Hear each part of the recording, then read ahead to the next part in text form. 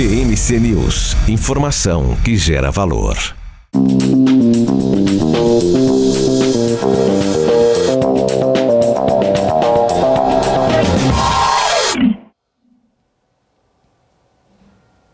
Olá, um ótimo dia para todos vocês que estão aí nos acompanhando desde a Hora do Agro. Tá começando a partir de agora o BMC Pre-Market, comigo, Débora Oliveira, daqui a pouquinho também nossos comentaristas, hoje Marco Prado, Alex André e Guga Almeida. Quarta-feira, 6 de junho, véspera de feriado, meu povo. Olha só que maravilha. Temos uma sexta na quarta, depois temos um domingo e volta a segunda. Olha que legal. Mas vamos lá, olha só, o dia tá só começando por aqui. Eu quero agradecer pela sua audiência, desde cedinho aqui com a gente. Muito obrigada, a sua companhia é sempre muito importante para nós. E vamos lá, deixa eu passar para vocês as principais notícias do dia, para vocês ficarem antenados aí no que vai movimentar as bolsas do Brasil e do mundo. Eu quero começar falando sobre as principais bolsas asiáticas que fecharam mistas com relação com realização, na verdade, bem forte, inclusive lá em Tóquio, antes da leitura final do PIB japonês, o primeiro trimestre, que sai amanhã, quando será feriado aqui no Brasil. Pode haver sinais de esgotamento do longo do rally, desse rally mais longo por lá, puxado pelos resultados e projeções trimestrais fortes das empresas em cenário de juros mais baixos. Só que as bolsas da China continental perderam o fôlego depois do superávit da balança comercial de maio cair para o pior nível desde abril de 2022, com queda anualizada de 7,5% nas exportações e de 4,5% nas importações. As projeções eram de alta de 5,5% e baixa menor de 2,5%, respectivamente. Hong Kong e Taiwan subiram sustentadas por ações de tecnologia, de olho na provável pausa nas altas de juros do Fed na semana que vem. Já as bolsas europeias operam majoritariamente em baixa, assim como os futuros de Nova York, após os números de exportação e importação na China em maio muito abaixo do esperado. Na Alemanha também, sugerindo que a recessão vai continuar, a produção industrial alemã de abril também decepcionou, com avanço de 0,3%, o menor nível desde outubro e abaixo do que era esperado, que era de alta de 0,5% em relação a março. Ainda sobre a Europa, depois de revisar as estimativas de crescimento global, a OCDE apontou que a Espanha, que sofreu a pior recessão entre os grandes países ali do bloco europeu na pandemia, com o fechamento do turismo, a Espanha deve então agora crescer 2,1% em 2023, mais do que a zona do euro e os Estados Unidos. Será? Vamos acompanhar e repercutir isso por aqui. Deixa eu atualizar para vocês agora os índices futuros americanos S&P 500 cai 0,03. Dow Jones cai 0,03, S&P 500 sobe 0,06, Nasdaq agora está subindo 0,5, ou seja, operações opostas muito próximas ali ao 0 a 0, o que a gente já vem acompanhando também desde o início da semana acontecer por lá, principalmente nessa operação de pré-mercado, sinalizando essa expectativa e essa cautela dos investidores antes da decisão dos bancos centrais.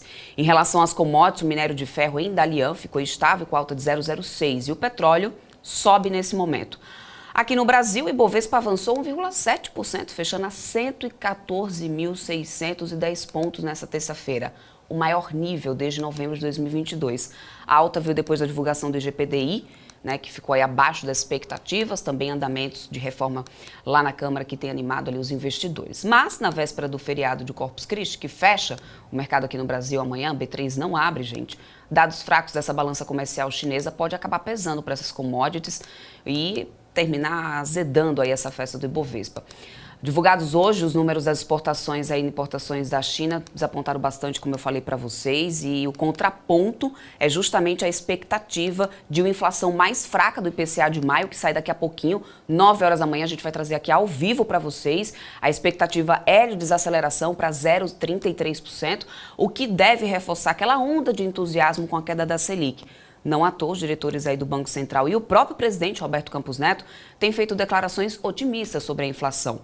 O corte nos preços da gasolina é apontado como um dos fatores de alívio e no acumulado de 12 meses, o PCA pode ficar muito perto dos 4%, ou mesmo até furar essa marca, segundo uma pesquisa do Broadcast. As estimativas vão de 0,24 a 0,45 para esse mês de maio. Vamos aguardar, 9 horas, tá, gente? Além do IPCA de maio, na agenda ainda aqui do Brasil, teremos a divulgação do IBCBR de maio, às 2h30 da tarde. E nos Estados Unidos, o Departamento do Comércio, divulga a balança comercial de abril. às 9h30 da manhã. Né? E o DOI atualiza o estoque de petróleo americano na semana até o dia 2 de junho. Às 11h30 da manhã sai isso daí.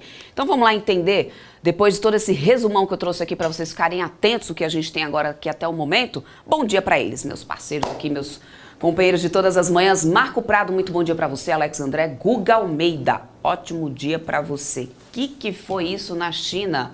O povo tá comprando menos, hein? Ou seja, demanda global tá lá bem comprometida, é pelo menos o que está sinalizando esse dado da China, né, Marco? Bom dia. Bom dia, Débora, Alex e Guga, e para você que está assistindo o pré-market, né? A questão é o seguinte, quem decepcionou, foi a China ou foi o mundo, né, que consumiu menos? E a gente sempre vem questionando, né? Os dados da China são sempre duvidosos, aquela coisa. Só que aí, assim, nessa sinalização, eu acho que é muito mais do que somente a China. Acho que o sentido tem que ser visto aí de forma oposta. A gente tem que mudar o ponto de vista, né, Marco? Exatamente, o mundo consumindo mesmo, mas já era esperado, né? Uma recessão à vista, quando a gente, no segundo semestre, um consumo menor. Então, os números aí a gente vê Alemanha, China, hoje tem Estados Unidos com sua balança aí de exportação e importação. Então, naturalmente, aí o mercado já aguarda também algo um tom mais negativo por conta de uma recessão para o próximo semestre, que promete ser um pouquinho mais difícil. Mas, enquanto isso, a gente está tendo aqui, se você pegar os últimos 30 dias, a bolsa subiu 8,18% e o dólar caiu 1,35%. Ou seja, independente do mundo andando menos, o Brasil continua um pouquinho melhor. Você está otimista, Alex? Débora, estou sempre otimista. Esse dado ele abre um pretexto para a China acelerar o seu incentivo à economia local e, consequentemente, o mundo. A China que é um grande percursor. Se nós tivéssemos dados muito positivos, talvez a China não poderia apertar tanto no acelerador quanto ela pretende, e o minério de ferro está baseado, a cotação atual ali no $108 a tonelada, baseado nessa expectativa de crescimento da China, um pronunciamento que a China pode fazer em breve para trazer um crescimento, local e, consequentemente, impulsionar o comércio exterior. Por outro lado, essa questão dessa recessão, concordo com o Marco, não vai ser uma recessão como 2008, longe disso, mas é uma aceleração que abre espaço para todos os bancos centrais, principalmente os maiores, China, Estados Unidos. Aqui no Brasil a gente está na mesma toada, agora esperando o IPCA das 9 horas, para cortar juros. Então, se nós tivéssemos um número muito forte, nós teríamos um pouco de preocupação em relação à inflação. Até mesmo petróleo, petróleo que, se ele tivesse ali rompido a casa de 80, 90 dólares, a gente poderia ficar de novo preocupado com inflação, de novo com taxa de juros mais altas por mais tempo. Então, para quem olha na cabeça de equity, como eu olho muito ações, para quem está investindo em ações, isso é um cenário, uma leitura um pouco mais positiva. Claro que o dado ele é um pouco dúbio no sentido de, se você olhar a atividade econômica, claro que é uma aceleração, mas olhando pelo âmbito de ciclo monetário, a gente está entrando agora no ciclo monetário, saindo do território de expansão, e isso traz aí um alívio para as ações. Consequentemente, a gente tem sentido aqui muito no cenário local, Débora. É isso aí. Senhor Guga Almeida, esse Bovespa ontem rompendo ali aquela marca dos 103 mil pontos, que era o máximo que a gente estava acompanhando, 114 mil e taralá, lá se vai. Será que a gente consegue buscar esses 115 mil hoje? Pelo menos a expectativa de desaceleração do IPCA, tudo tem sinalizado que a gente vem para isso, né, Guga? E a gente consiga aí manter essa tendência, essa tendência mais altista que a gente tem acompanhado do Ibov, né? Bom dia, Débora. Bom dia, pessoal. A Débora nunca está satisfeita com o que o Ibovespa faz. Ela sempre quer um pouquinho mais, né? Agora ela já quer um 115. Nunca está satisfeita. Sempre, será que não vai mais um pouquinho? Será que não vai mais um pouquinho? Só mais um já pouquinho. Senti que tá alavancada na física, né? Tá com uma alavancagem financeira aí nas posições. Bom, todo dado, né? Todo número que a gente vê no mundo, ele pode ser interpretado de duas maneiras. Né? Sempre vamos ter os pessimistas e sempre vamos ter os otimistas, não adianta. Né? O sucesso nos investimentos está em você acreditar nas teses que você segue, porém não ser teimoso, né? Que quando as teses não se concretizarem, né? De não aceitar um determinado comportamento, um determinado movimento do mercado.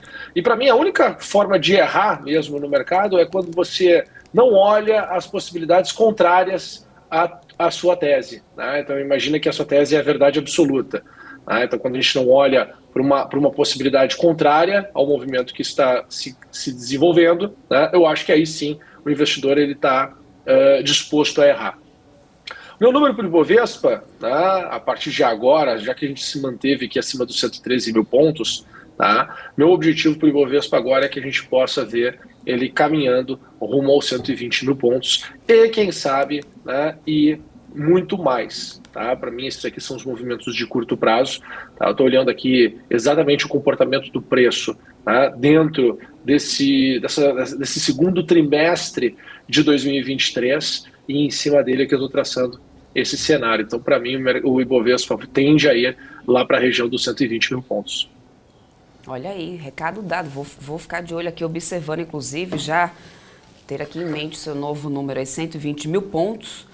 Mas vamos mudar um pouquinho de assunto, meninas? Vamos falar sobre criptomoedas. A gente trouxe essa notícia da SEC nessa terça-feira aqui, que estava acompanhando a nossa programação. Falamos bastante sobre isso aqui.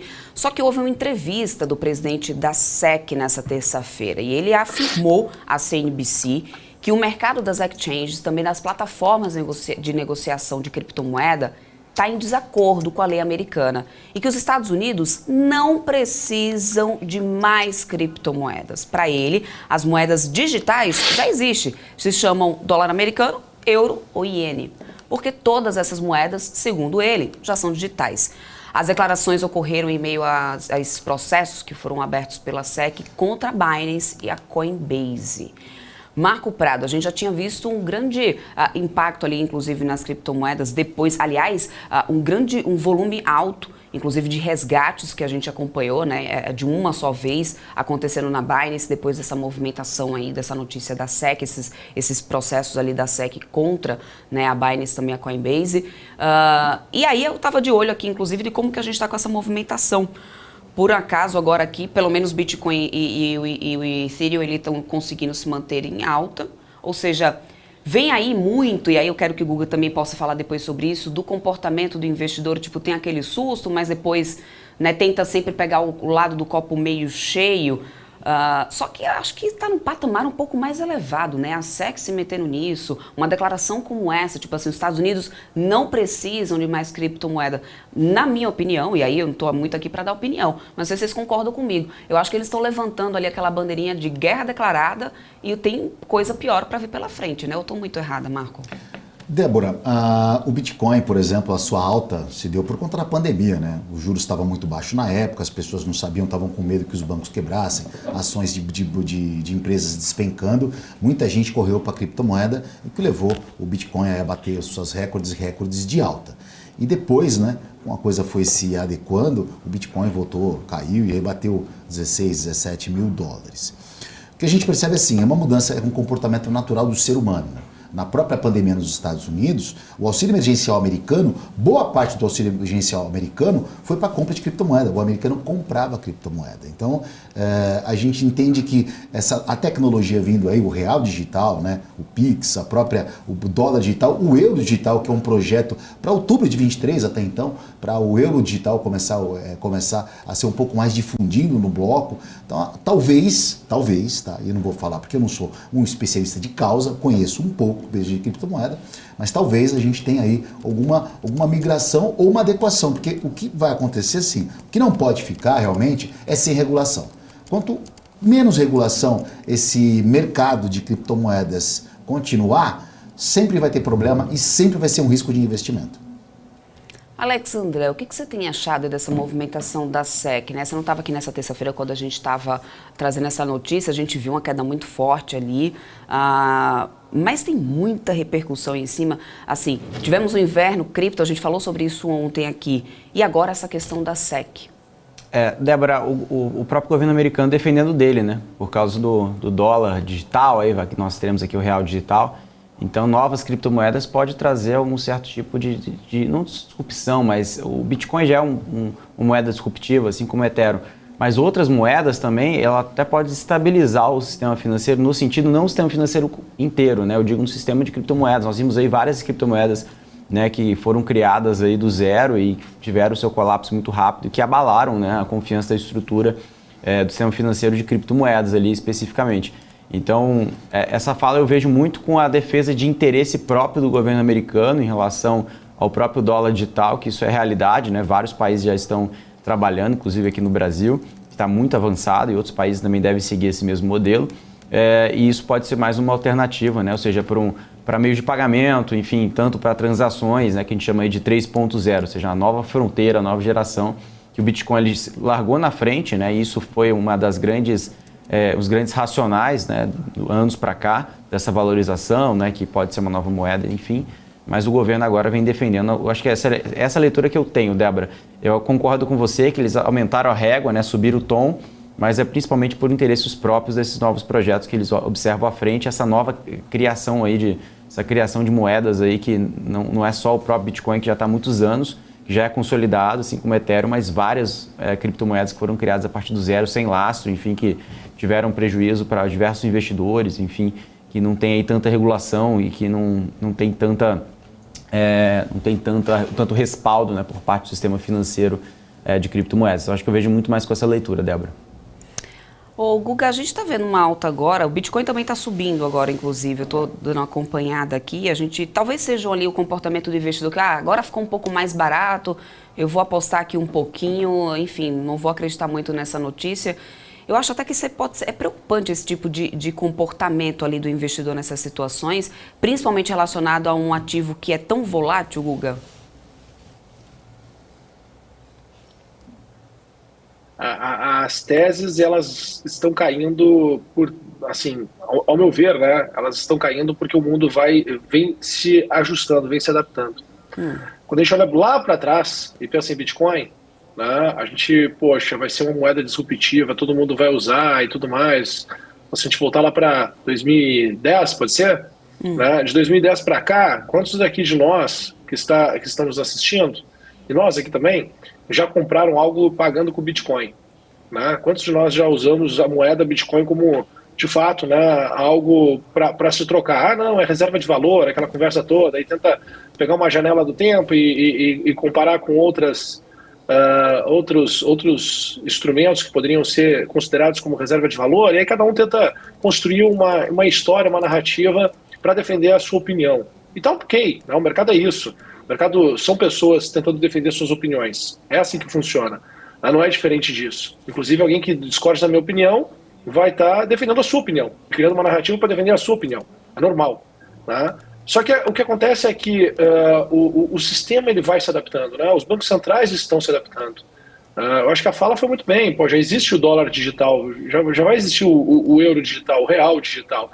E se nós olharmos para as tecnologias, hoje você vai lá e existem algumas plataformas que você deixa o seu recurso lá custodiado em qualquer moeda do mundo e você consegue sacar em qualquer lugar do mundo também e utilizar. Então, até mesmo como um instrumento de troca rápida, que poderia ser a criptomoeda, também já perde um pouco o sentido, principalmente em função da alta volatilidade que tem, que acaba invalidando, né,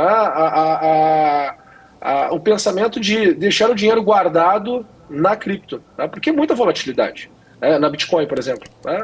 É muita volatilidade para você deixar lá. As pessoas não vão se sentir confortáveis. Existe um grupo de pessoas, né, que tomaram posição há muito tempo atrás, né, e se beneficiaram muito em cima de... Então, assim, existe uma evidência, né, existe uma verdade ali, então logo, eles sabem tudo e mais um pouco Não tem isso, tá? Não existe isso. Na prática não existe isso. As pessoas físicas, elas podem sim ter uma posição, se tiver uma boa desvalorização, faz sentido carregar, mas quanto tu vai expor do teu portfólio, quanto de fato tu está disposto, né, a acreditar nessa tese, eu acho complicado. Né? E ao meu ver, né, ao longo do tempo, e posso estar errado, tá? Não tem problema nenhum de estar errado, já estive errado várias vezes, mas ao meu ver, a tese, né, de longo prazo, para mim, está perdendo força e precisa urgentemente, esse ecossistema de cripto precisa urgentemente ser colocado em prática, né? Ser usado de fato. Tá? Eu acho que, enfim, está se perdendo força e isso assim, a gente vai perceber no preço dos ativos ao longo do tempo. Ok, vamos falar agora um pouquinho de dólar, gente, porque essa convicção aí do mercado, né, de que o Banco Central está com o dedo no gatilho para derrubar a Selic em agosto dessa vez, parece que não assustou muito esse câmbio, não. Parece que a gente estava olhando muito mais ali para esse fluxo estrangeiro que está entrando aqui na Bolsa. né? A expectativa é que realmente esse juro caia. Eu quero entender, o Marco Prado, você que sempre está de olho aí nas operações também de dólar, como que você tem operado o dólar nessa situação aqui? A gente fechou ontem, só para atualizar o pessoal que está nos acompanhando, o dólar numa queda de 0,36, dólar futuro 4,93, né? Qual que é o seu call aí em relação a esse dólar? Claro que a gente tem IPCA daqui a pouquinho, né? Isso pode mudar aqui algum cenário, na sua opinião, aí para o câmbio? Pode sim, o mercado vai ficar olhando isso, né? Antes de completar, queria ressaltar, o Guga tá numa elegância, o Guga que olha... Hoje ele tá, né? Vou te contar, hein? Hoje ele o Guga tá numa elegância... Vai pro casamento de quem, tá Guga? Quase lindo, mas vai enfim... pro casamento, tá pronto pro pre-market, querido. Sim, agora tá na elegância que tá de brincadeira. Ô, Débora, seguinte... Se eu tô feio é porque eu tô feio, se eu tô bonita é porque eu tô bonito, se eu sou comprador é porque eu sou altistinha, se eu sou vendedor eu sou baixistinha. Cara, o importante é o seguinte, falem de mim cada vez mais. O importante está na mídia. A gente te adora, Guga. Isso aí, Guga. Como eu falei no começo do programa, o dólar caiu em período de 30 dias 1,8% e a Bolsa subiu mais de 8%, né, 8,18%. Então, assim, o que está faltando a correção é no câmbio, né? E o mercado continua pesado. A tendência do dólar ainda é de queda. Se for ajustar o índice a 120 mil pontos, como até eu acredito que vai também como o Google, acho que sobe até um pouquinho mais, e hoje a tendência do índice é de alta, o dólar é 4,80, né? Então, assim, não tem muito ponto de correr. Agora, tudo daqui a alguns minutinhos, daqui exatamente menos de 10 minutos, 5 minutos, né? A gente vai ter o IPCA, que aí realmente calibra aí esses movimentos dos mercados futuros que abrem 9 horas. 4,80, mas pode buscar os 4,50, né, Guga? Que era o que a gente estava conversando nessa terça-feira e o cenário permanece o mesmo, ou seja, essa queda de ontem acho que só reforça isso, né? Nada mudou. Se de fato o índice for melhorando, dependendo do nosso IPCA, eu tenho espaço sim para ir a 4,50. Tá? Não ficaria chateado se esse movimento por acaso viesse a acontecer. Pelo contrário, eu acho que seria bem interessante. Se a gente for olhar para o período ali pré-pandemia, né, nós tínhamos o dólar abaixo de 4. Então, acho totalmente possível a gente voltar para lá. Tá? Acho que acaba que os analistas, né, a gente fica construindo o cenário dentro das informações que a gente tem agora. Mas é importante a gente voltar um pouco no tempo, olhar como é que era o contexto, como é que estavam as coisas em outras épocas, até mesmo para conseguir acreditar em movimentos e grandes distorções que o mercado possa vir a fazer. Senão é difícil de enxergar, né? Por que as coisas podem melhorar? Imagina lá em 2016, o cara querendo comprar, né? Em 2016 a bolsa subiu praticamente 100%. E a gente estava ali com o pior cenário de todos. Mas a bolsa subiu 100%. E aí? Então, fazer esse exercício mental é fundamental. Só assim para poder se aproveitar mesmo das oportunidades que o mercado faz. Falando agora um pouquinho sobre o setor de saúde, gente, o deputado Duarte Júnior, do PSB, lá do Maranhão, ele apresenta hoje, às 2 da tarde, em audiência pública da Comissão de Defesa do Consumidor da Câmara, o relatório sobre o projeto de lei 7.419 de 2006, que trata da atualização da Lei dos Planos de Saúde. Entre outras mudanças, o texto vai propor que a ANS determine o limite para os reajustes dos planos coletivos. Hoje, a Lei dos Planos de Saúde só prevê limites aos reajustes de planos individuais. Duarte Júnior disse que pretende também acabar com a possibilidade da rescisão unilateral desse tipo de contrato pelas operadoras. E aí, o Alex André, de cara, eu quero ver com você o impacto disso aqui para o setor. Aliás, eu vi umas mudanças já de recomendação acontecendo no setor de saúde nessa terça-feira, de alguns bancos, o Banco Safra já mudando ali, algumas recomendações para a Apivida, inclusive a Apivida, se não me engano, Redditor também. A gente terminou ontem com Oncoclínicas uma queda de 8,31%. A Apivida ficou aqui 4,57% de alta, a maioria do setor em alta. A gente também teve queda do DI, que acaba impactando, né, Alex? Mas essas mudanças ali nos planos de saúde sempre acabam fazendo preço de alguma forma, né? Faz preço sim, Débora, porque muda, né, a parte regulatória, né, ou seja, em relação aos reajustes. Isso é receita, né, isso é receita no final do dia. Mas, por outro lado, esses papéis, olhando todos, né, sem nenhuma exceção, o setor de saúde é um dos setores que a gente fala que vai ser beneficiados por juros. Né? Então, ou seja, e vários papéis, como por exemplo Hapvida, que caíram muito, né, teve uma queda muito abrupta em curto espaço de tempo, começa a se recuperar e eu acho que talvez pode ser um pouco do macro, um pouco do micro, um conjunto de fatores por aqui. Mas, por exemplo, o Redditor, né, Mater Dei, que são mais, né, que estão no setor de saúde, mas são hospitais, não vão ser diretamente ligados, né? A gente está mais de olho ali, por exemplo, na Rapvida, na Qualicorp, né, nessas companhias que têm aí um impacto mais direto, tá? Mas, enfim, vamos observar né, a finalização dessa medida, que realmente sim tem um impacto material, mas a gente tem que entender um pouco mais o que realmente vai ser feito, mas acho que o mercado está muito mais de olho no macro agora em relação a juros, isso que deve continuar pesando positivamente para o setor de saúde. Posso fazer um adendo rapidinho, Débora? Por favor. Você fala? Por favor. O governo que chegou agora, Eu queria fez também um plano, ele reativou Bolsa Família, ele reativou o Minha Casa Minha Vida e os Mais Médicos, né? Esses três o governo reativou.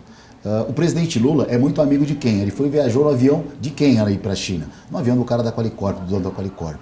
Enfim, tá dado aí, né? Não tem muito o que falar. Acho que se eu falar muito mais coisa aqui, eu saio daqui algemado. Guga. Essa aí merece corte.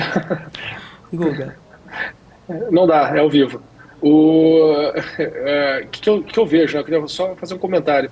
Tanto Rapvida quanto Qualicorp, ambas caíram 90% nesse período, né, de 2020 para cá. 90%. Então, assim, obviamente, qualquer mudança de ventos e que a gente perceba que possa ter uma melhora, você vai ver aí 100%, 200% de valorização do preço atual. Né? Se a gente for pensar que Qualicorp estava R$40 e foi para R$13,40, né? Voltar para 7, totalmente possível. Né? Voltar para 10, totalmente possível. Voltando para 10 ainda está 75% abaixo do que foi as máximas. Então, não há nada, né? Não há nenhuma movimentação, assim, se a gente for ver, né, é totalmente cabível esse tipo de movimento acontecer e óbvio que, de novo, né, são janelas de oportunidade. Aproveita quem está disposto a aproveitar. Perfeito. Bom, na volta do intervalo a gente vai continuar falando sobre outros setores por aqui. Você fica aqui que daqui a pouco está saindo IPCA de maio, gente. Fica ligado, não sai daí que a gente volta já depois do intervalo. De olho também aqui nas negociações do dólar futuro, do índice futuro também do Ibovespa, que está já começando aqui negociação. Lembrando que ontem a gente teve alta forte ali, significativa. Então na volta a gente também vai falar sobre isso, repercutir esse IPCA. Setor de construção que segue em alta, tem votação na Câmara, inclusive do Minha Casa Minha Vida. Não sai daí que a gente volta já.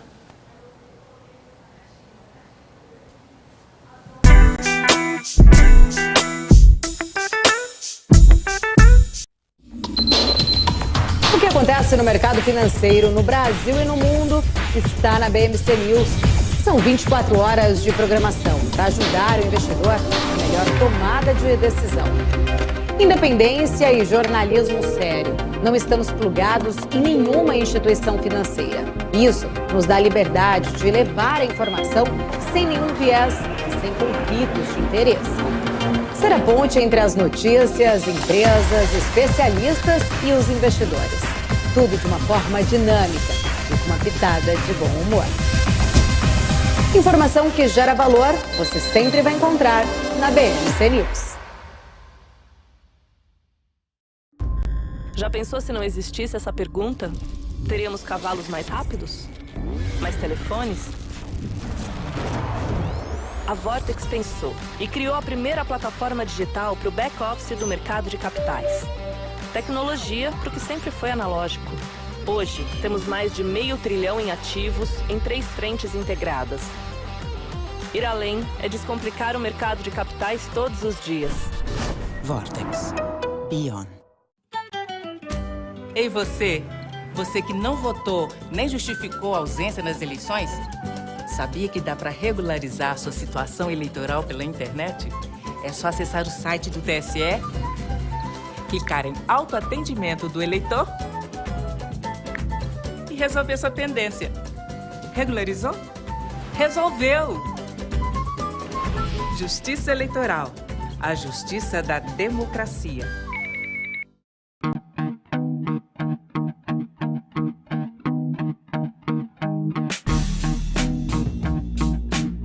Quais foram os fatores que fizeram essas operações elas desempenharem e por que surpreenderam o mercado financeiro? Business traz panoramas, resultados, prospecções e expectativas de companhias listadas no mercado. BMC News. Informação que gera valor.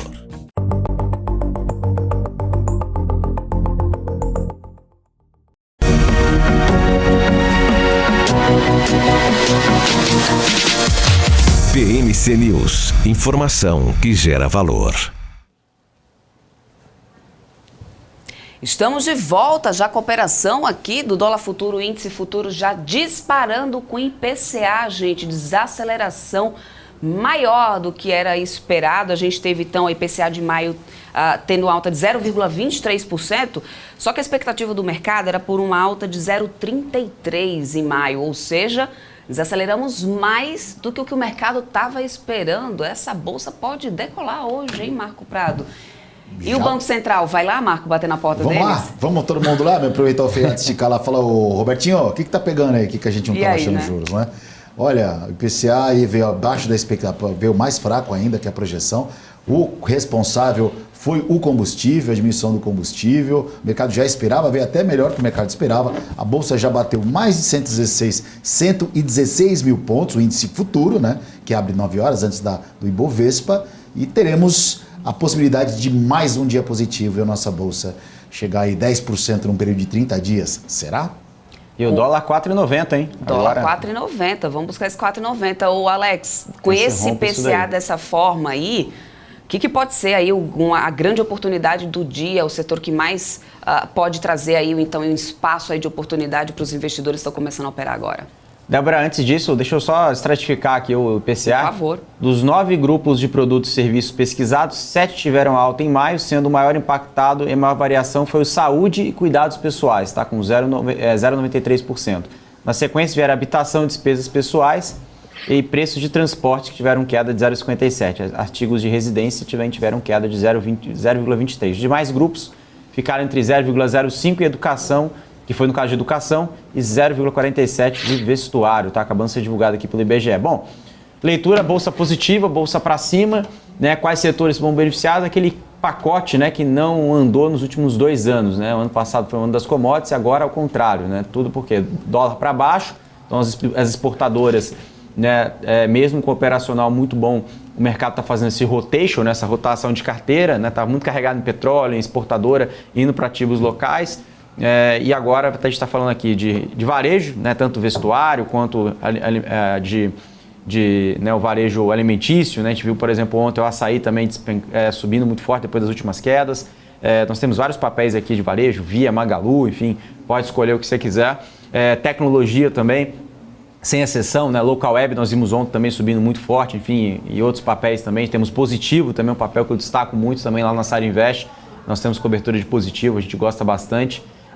Dentro do setor de tecnologia, de varejo e construção civil, né, e também de saúde, né, construção civil também entra nesse pacote, principalmente para quem está mais ligado ali à média e alta renda, porque são essas empresas que são mais afetadas com juros mais altos. As empresas de baixa renda até que já andaram, de certa forma, porque não depende tanto de juros, porque parte dos juros é subsidiado pelo Casa Minha Vida. Então acho que são esses papéis aí que são mais ligados, a JHSF, uma Cirela, né, uma IVE, enfim, esses papéis. São vários papéis que estão mais ligados em média e alta renda que podem ser mais beneficiados, Débora. Então, são esse pacote aí de setores que podem ser beneficiados, já estão sendo beneficiados e que vão ser mais beneficiados ainda daqui para frente. Quando a gente fala do índice, tem que só tomar um cuidado, que muita gente fala assim, mas o índice vai bater 115, 120 e depois pode ter uma realização de acordo com a minha análise. Gente, pode até ser, tá? Mas a gente tem que olhar que essas empresas que estão ligadas a esses setores não tem aí uma posição grande no Ibovespa. A gente sabe que o grande parte do Ibovespa foi Petro e Vale. E Petro e Vale andaram por causa do petróleo, mesmo que não andou tanto, mas andou o petróleo e puxou um pouco a Petrobras para cima, está bem resiliente, e Vale por causa do minério de ferro, por causa da China. E por outro lado, a gente tem essas empresas que eu falei de vários setores que têm peso ínfimo no Ibovespa ou não estão no índice Ibovespa. Né? Estão no índice Small Caps, por exemplo. Então o que a gente deve observar, não sei se o Marco, o Guga concordam comigo, o índice Small Cap, mesmo que a bolsa pode ficar entre 115 e 120, mas o índice Small Cap pode explodir para cima, né? Ou seja, a gente pode ver várias empresas subindo 100, 200, 300%. Claro, não vai ser em um mês, em uma semana, talvez não nesse ano, mas é uma sinalização de uma tendência positiva daqui para frente, caso confirme as expectativas de corte de juros e o cenário não mude tanto como está hoje. Guga Almeida, qual que é o setor que você fica mais otimista diante dessa desaceleração? Que você olharia hoje como investidor? Eu concordo com tudo que o Alex comentou, né? Falou aqui, e tem muitos setores que têm potencial de performar muito bem Né? E já estão, tem vários que já estão, tem vários setores. O setor de construção é um deles, né? 100%. Que a gente está vendo aí acompanhando alta. Né? Por exemplo, a LPL subiu 250% em um ano.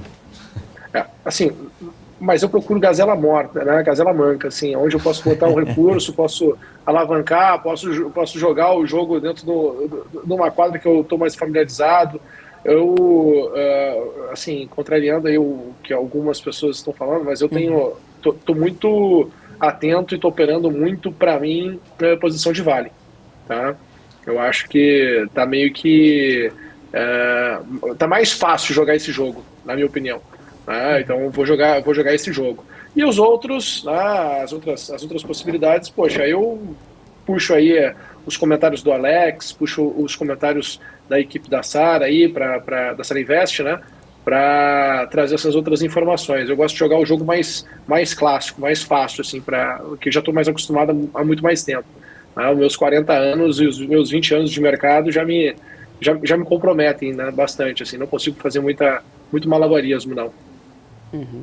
O Alex tem um papel aqui que ele quer pedir, né, o Alex? Vai lá. Hoje tem tempo para poder o Alex ficar aqui, hein, Guga, coisa boa. Sempre correndo. É um papel com 10, tem 10 negócios por dia esse papel que o Alex... Não. 29 milhões de liquidez, tá? Fechou ontem. Eu já falei dela aqui agora, foi positivo. Ontem eu tava no Infracommerce, mas aí o Guga já falou de Infracommerce, então hoje eu vou falar de positivo. O que o Guga acha nesse preço aí? Pose 3. Já lançaram, já tá no mundo dos óculos de realidade aumentada ou realidade virtual. Realidade aumentada. É o próximo passo. É a tendência do momento, né? Vamos lá, positivo, né? Quem está vendo, o que eu consigo enxergar aqui em positivo, né, Alex? Se nós formos olhar também 2021, né? Metade de 2021 sofre. Olha que interessante, todo esse movimento que nós tivemos no ano, né, de 2022, né, então exatamente um pouquinho mais de um ano atrás, né, um ano e um mês atrás, tivemos essa alta muito forte de positivo.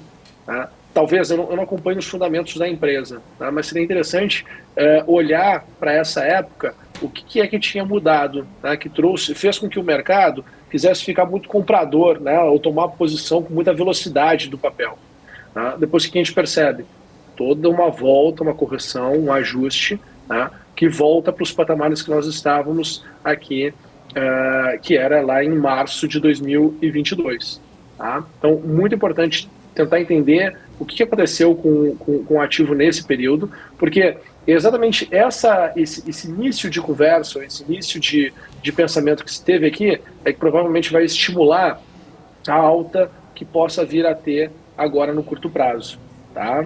E aí, se nós formos olhar, né, claro, sempre começando um pouco mais de conservadorismo na análise, né, não vou entrar aqui numa análise ou fazendo uma projeção muito acelerada, né, mas sendo mais conservador, minha visão aqui para positivo é que poderia voltar aqui entre 9,30 e 11,30. Né, não faria novas máximas, voltaria para uma região bem otimista que nós tivemos aqui no período lá de 2021, metade de 2021, quando a gente começou a desconfiar que a taxa Selic iria, né, para patamares muito acima do que se estava esperando naquele momento, e também para o mesmo patamar de preço que nós estávamos ali no final de 2022, em outubro de 2022. Tá? Então, acredito que o primeiro movimento tipo positivo é para voltar para essa região. A partir daí, a gente pode começar a fazer uma análise mais otimista do papel, dependendo de como vai estar o contexto no momento que o ativo chegar nesse nível de preço. Boa, muito bom, Guga, obrigado. A gente estava falando sobre altas de setor de construção, só para poder trazer para o pessoal aí que a Câmara vai votar nessa quarta-feira uma medida provisória que recria o programa Minha Casa Minha Vida, né? Com o feriado que, inclusive, vai esvaziar esse plenário, o Lira já autorizou o registro e a presença de participação remota nas sessões dessa semana. A gente já acompanhou, inclusive, nessa terça-feira, os papéis ligados ao setor subindo bem, né? Deixa eu só trazer aqui o setor o setor imobiliário, principalmente os papéis que são justamente ligados, eles estão atrelados, né, ao Minha Casa Minha Vida. Tá aí MRV, que ontem fechou com 8,35%, né, de alta. Plano e Plano, 8,28% de alta. O setor inteiro. JHSF, que, aliás, teve aí uma aquisição ação, né, de um shopping importante aqui em São Paulo, Cidade Jardim, também subindo bastante, ou seja, praticamente o setor inteiro em alta ontem, com essas notícias positivas. Aí a gente tem esse IPCA, né, que pode reforçar, além de tudo isso, essa recriação do programa que pode acabar sendo benéfico para algumas companhias. Vamos dar uma olhada nessa MRV, ô Guga? A gente sabe que isso está muito atrelado ali a decisões do governo que pode acabar afetando de alguma forma, mas essa alta de MRV aqui é 8,35, o papel está R$ 11,81. Você vê espaço para mais crescimento aí do papel? Débora, a gente pode se surpreender bastante, né? De novo, uma vez que performou, o mercado começa, né, a ficar cada vez mais otimista, eu também na análise consigo ser cada vez mais otimista. Tá? Então, deixa eu olhar primeiro, aonde essa alta de curtíssimo prazo tende a encontrar uma resistência. Né? Ao meu ver, ela está aqui, 13,85, 13,84. Tá? Para mim, aqui a gente vai encontrar uma resistência de curto prazo, tá? Em MRV. Olha que belo movimento, que bela força, né? O que, de fato, comprova, né, que a gente estava aqui mesmo no final de um ciclo de correção, né? Entrou muita força, o mercado ficou muito comprador, né? Olha quanto tempo a gente gastou, o mercado gastou, né, para voltar para esses níveis de preço, e olha quanto tempo o mercado gastou para poder chegar naqueles níveis de preço que estavam lá embaixo de 5,50. Então, por exemplo, se a gente for ver MRV, é uma das que já subiu 100%, né? Mais de 100%. Então, de novo, né, no momento de maior pressão, no momento que a gente está com o som dos canhões, né, são os momentos onde de fato tem oportunidade. De novo, MRV já subiu 100%. Tá? Então, por exemplo, eu acho que é bem acima da taxa Selic, né, que todo mundo falava, o difícil é ir para a renda variável uma vez que tu tem uma taxa de Selic tão confortável como a que se tem agora. Pois é, mas aí que também surgem as grandes oportunidades na renda variável. De novo, o MRV subiu 100%. Tá? E aí começando, se por acaso começar a escalar e o mercado começar a mudar de cenário e começar a ficar muito mais otimista, aí os cenários vão ser assim, bem mais interessantes. Né? A gente vai poder ver aí, quem sabe, a MRV chegar na região de R$18. R$18 do patamar que nós estamos agora seria uma alta de mais algo em torno de 70 e poucos %. Né? Então, mega interessante, né, o movimento e o comportamento de MRV. E aí um parênteses que eu gostaria de fazer aqui é o seguinte, se a gente for olhar, né, a gente está agora aqui em 12, arredondando, né, R$12 para R$18, são R$6 de alta. Né? Seria uma alta aqui corrigindo, né, 50%. Olhando aqui, R$6 de alta seria uma alta aqui de 50%. Né? Quando a gente pensa em 50% nos patamares que nós estávamos mais abaixo, né, era um movimento em variação em reais, né, muito menor para ter uma alta de 50%. A gente já subiu 100%, com um movimento em reais menor do que o upside que a gente tem agora. Né? Então, é muito importante a gente perceber isso, porque o preço importa absurdamente, né? Absurdamente. O preço que a gente toma posição é muito importante, e ele também dita, de certa forma, a relação de risco-retorno. Né? E aí, quando tu tem uma sensação de que tu está num ambiente de muito mais risco, tem que olhar também o tamanho do retorno caso os cenários comecem a mudar. Tá? Então, acho que tem muito aprendizado, não só olhando, por exemplo, para o setor, olhando para o ativo a partir de agora, mas também o que ele fez nesses últimos meses.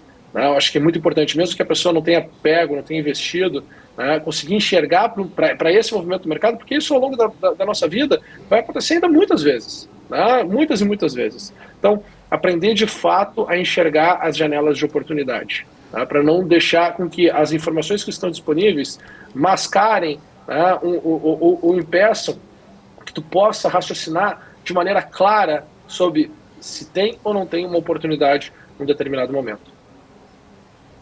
Perfeito, recadinho dado aí, tá perfeito. Guga, deixa eu só atualizar o pessoal de como que a gente vai aqui com esse índice futuro. 0,32% de alta agora, 115.670 pontos. No dólar futuro, queda de 0,17. Moeda americana, R$ 4,92 é o que a gente tem aqui nesse momento. Marco Prado, deixa eu já me despedir de você, deixar você, né, ir pro seu feriado aí um pouco mais cedo. Marco, véspera de feriado, com certeza a sexta-feira vai ser parada, né? E aí a gente tem esse dado importante, esse IPCA.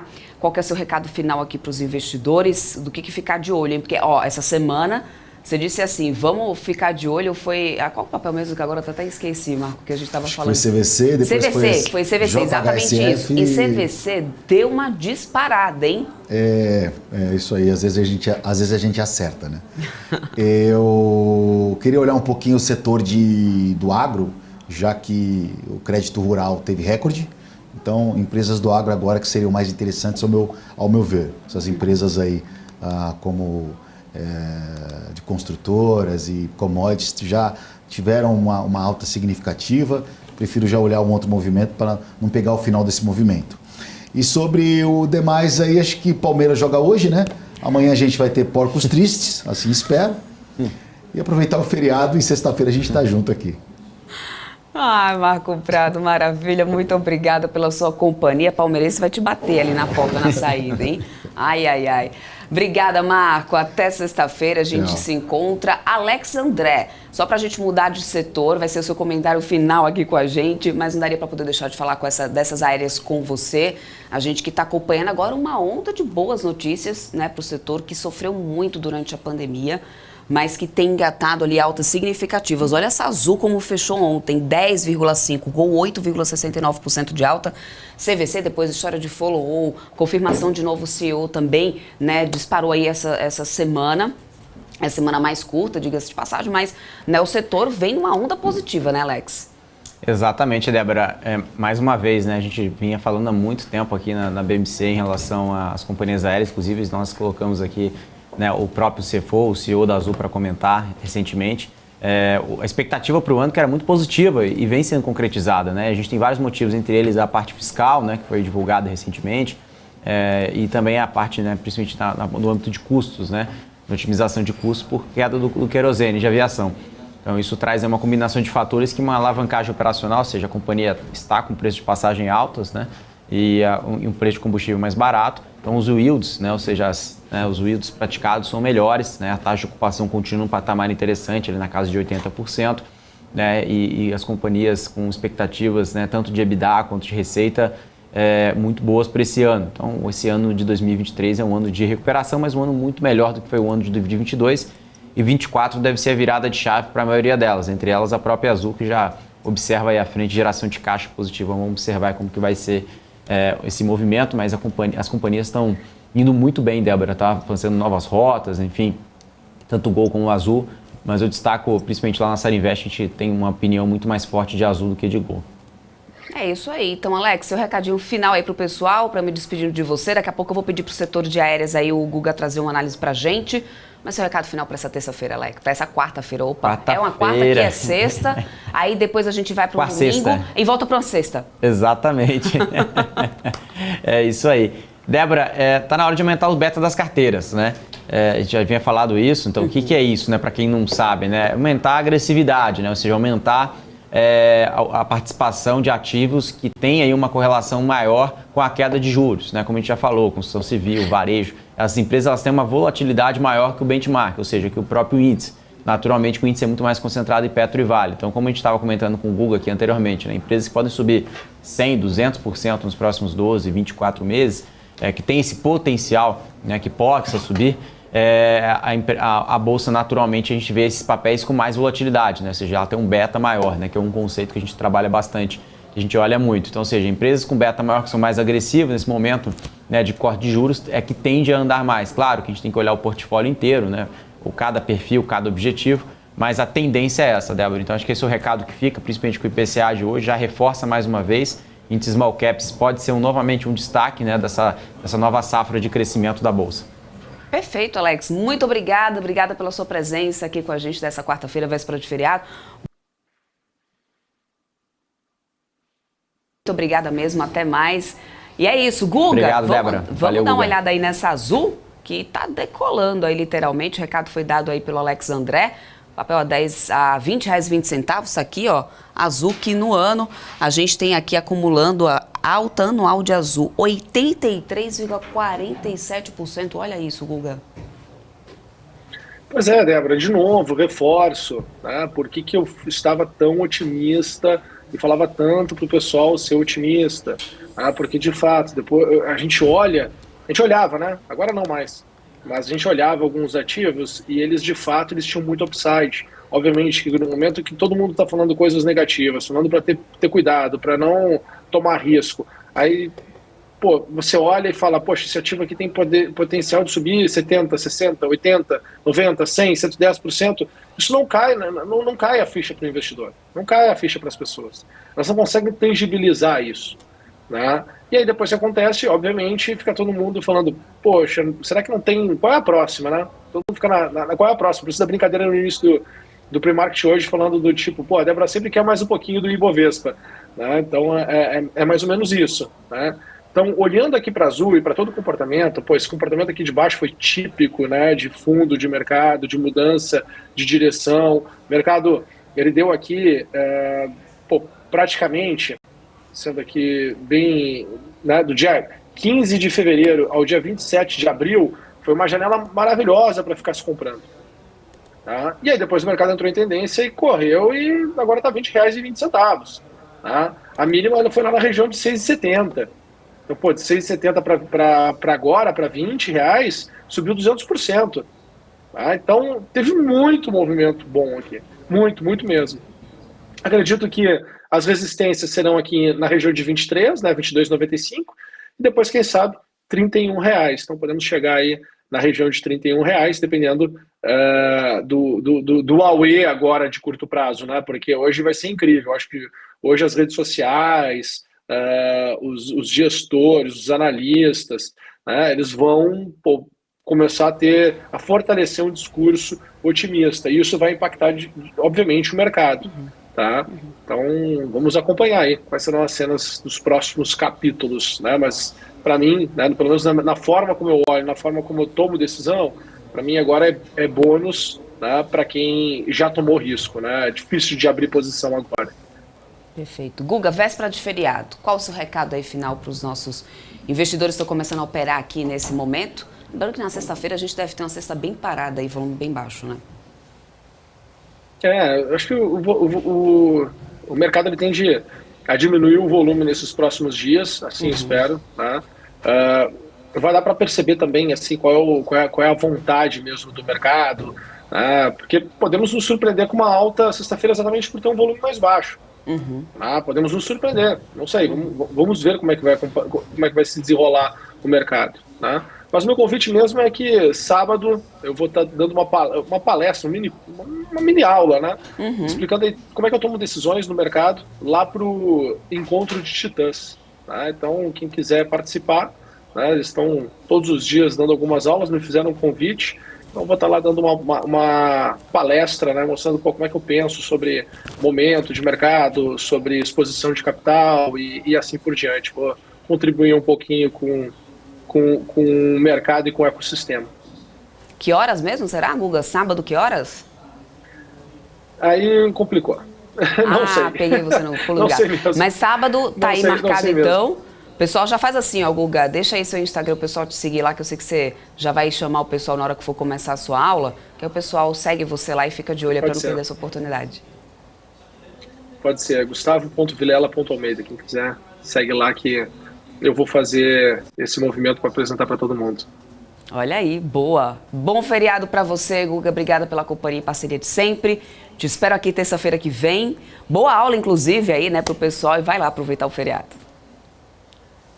Tá bom. Muito obrigado, Débora. Um abraço, gente. Tchau, tchau. Até mais. Tchau, tchau. E eu tô de olho na repercussão desse IPCA que tá refletindo já aqui. Olha, índice futuro do Bovespa ainda continua em alta, 0,37% agora, 115.735. Lembrando que logo na abertura a gente chegou a passar dos 116 mil pontos, né, com essa resposta positiva do mercado em relação a essa desaceleração, né, maior do que o que era esperado ali no mercado. O dólar futuro agora sobe 0,13, moeda americana que vem oscilando bastante, hein, gente?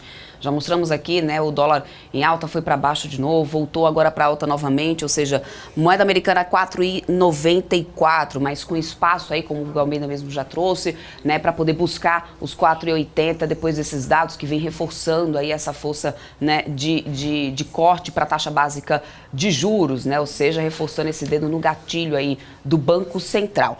Em relação às altas e baixas, só para poder a gente ficar de olho, tá, gente, como que a gente pode abrir no índice Bovespa, foi Açaí que liderou altas ontem. Em relação a açaí, tem, né, a notícia ali, a investidores já falando que estão sendo sondados para um possível follow-on do atacarejo, e aí isso acabou favorecendo o papel, 14,7% de alta. Na ponta negativa, a gente teve Prio caindo ontem, né? Prio caiu 3%, liderou altas, teve queda da commodity, mas também, né, a Petrobras conseguiu ir na contramão, permanecendo em alta, com os analistas dizendo ali que se trata muito mais a questão do papel ter realmente uma liquidez maior, e por isso acabou tendo uma vantagem em relação aos pares, principalmente ali em relação a Prio. Prio que liderou então essas quedas, 3,03% de queda. Então seguimos assim com o índice futuro do Ibovespa em alta, 0,33%, enquanto nos futuros dos Estados Unidos, a gente segue agora aqui, ó, com o Dow Jones futuro leve alta 0,07%, S&P 500 futuro sobe 0,12%, Nasdaq futuro subindo agora 0,14%, tá? Nas commodities, o petróleo Brent permanece em alta 0,89%, a $76 o barril do Brent. E o WTI sobe 0,99% a $72,46. Tivemos alta no minério de ferro, vamos acompanhar para ver se o setor responde positivamente bem também por aqui, porque os dados lá da China não foram nada interessantes, mas tivemos esse PCA aí para dar uma reforçada, o mercado já esperava aí por uma desaceleração, a desaceleração foi ainda maior. Então vamos aguardar para saber como é que vem também essa abertura do mercado. Só uma última notícia aqui para vocês que eu estou de olho, gente, é numa movimentação aqui de vendas da Itaúsa. A Itaúsa confirmou a venda de 12 milhões de ações da XP por mais de 1 bilhão. Passa a deter agora 4,44% do capital. Eles informaram essa manhã, essa emissão de milhões de ações ali da XP, correspondente a 2,27% do capital da corretora, desconsideradas as ações de tesouraria, tá? Pelo valor aproximado de 1,1 bi. Assim, a Itaúsa passou a deter mais de 23 milhões 470 mil ações da XP, equivalente a 4,44%, né, do capital da XP e 1,53% do seu capital votante. Segundo o fato relevante, a alienação decorre da decisão estratégica da companhia de reduzir a sua participação na XP, conforme divulgado anteriormente, por não se tratar de ativo estratégico, sendo que os recursos serão destinados ao reforço de caixa e ampliação do nível de liquidez da holding. Então tá aí, notícia confirmada pela própria Itaúsa, né, em relação à emissão de ações ali, a venda de 12 milhões de ações da XP Investimentos. Bom, eu vou ficando por aqui, mas você vai continuar na nossa programação, porque tá chegando aí BMC News com a Paula Moraes, Felipe Nascimento, eles trarão mais notícias aqui do mercado para repercutir aí os impactos também, né, na nossa bolsa. Às 10 horas da manhã eu tô de volta com o Ibovespa aqui ao vivo, a abertura do Ibovespa ao vivo para todos vocês. E claro, os desdobramentos, aí, os impactos desse dado, desse PCA nos setores aqui da bolsa. Vamos ver qual setor vai realmente se destacar depois dessa desaceleração maior que o esperado para essa inflação aqui no Brasil. Será que vem realmente esse corte da Selic? Vamos acompanhar então. Sai daí, daqui a pouco eu tô de volta. Tchau, tchau, pessoal.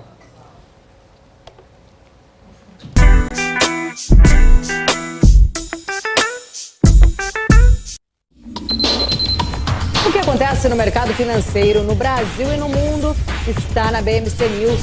São 24 horas de programação para ajudar o investidor na melhor tomada de decisão. Independência e jornalismo sério. Não estamos plugados em nenhuma instituição financeira. Isso nos dá liberdade de levar a informação sem nenhum viés e sem conflitos de interesse. Ser a ponte entre as notícias, empresas, especialistas e os investidores. Tudo de uma forma dinâmica e com uma pitada de bom humor. Informação que gera valor, você sempre vai encontrar na BMC News.